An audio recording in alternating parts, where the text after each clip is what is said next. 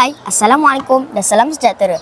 Hari ini, Isnin 19 Januari 2026, telah berlangsungnya Majlis Penyerahan Sumbangan Keperluan Sekolah dengan hasil kerjasama The Budimas Charitable Foundation.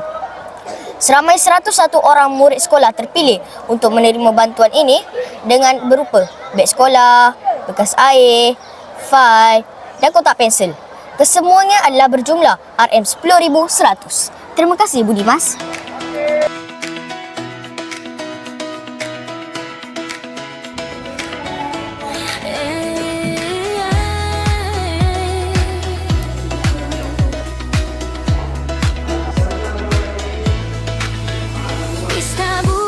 Segalanya terjaga, langkah disusun penuh berhema, bukan sekadar urusan biasa.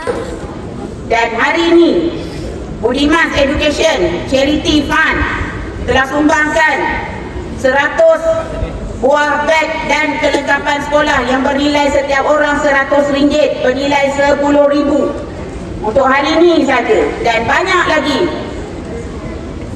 sumbangan-sumbangan daripada Budimas Charity ini, satu yayasan untuk taja kebajikan murid. Amanah yang dijaga bersama, ada tangan yang memberi, ada hati yang peduli, dalam diam penuh rela, kasih disalur sepenuh jiwa. Assalamualaikum Cikgu. Waalaikumsalam warahmatullahi wabarakatuh. Boleh Cikgu jelaskan secara ringkas program Budimas di sekolah ini? Okey, terima kasih. Program Budimas pada hari ini adalah sumbangan The Budimas Charitable Foundation telah menyumbangkan 101 buah beg sekolah serta kelengkapan persekolahan kepada murid-murid yang terpilih untuk mengikuti program ini. Jadi program ini sangat membantu ibu bapa dan juga anak-anak dalam menjadikan mereka suka hadir ke sekolah dengan kelengkapan persekolahan yang amat perlu untuk anak-anak ini. Terima kasih.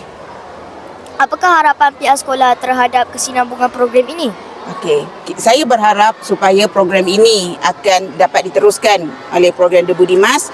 Dengan sebelum ini pada tahun lepas mereka telah menaja sarapan makan untuk anak-anak ini, dan pada tahun ini kita ucap terima kasih kepada The Budimas Charitable Foundation kerana telah bekerjasama untuk meneruskan program yang baik ini dengan menaja anak-anak ini makan pada waktu rehat seramai 101 orang murid yang terlibat.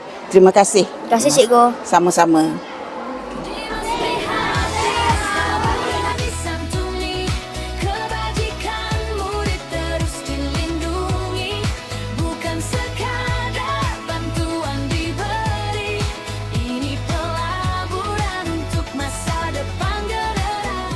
Setabura merupakan sekolah di bawah naungan Budimas, dan kerjasama ini telah bermula sejak tahun 2025 serta diteruskan sehingga kini.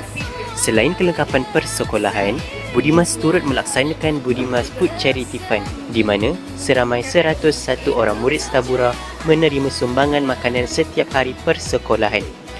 Nilai sumbangan makanan ini dianggarkan sebanyak RM64,000 setahun, satu usaha kebajikan yang besar demi memastikan murid mendapat sarapan pagi berkhasiat secara percuma.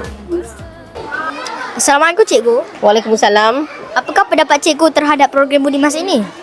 Baik, pada pendapat saya, program Budimas ni amat baik sebab dia dapat memberi manfaat kepada murid-murid yang terpilih, dan dia juga dapat mengurangkan kos perbelanjaan ibu ayah lah, dan murid juga dapat makanan yang berkhasiat dengan makanan yang disediakan lah.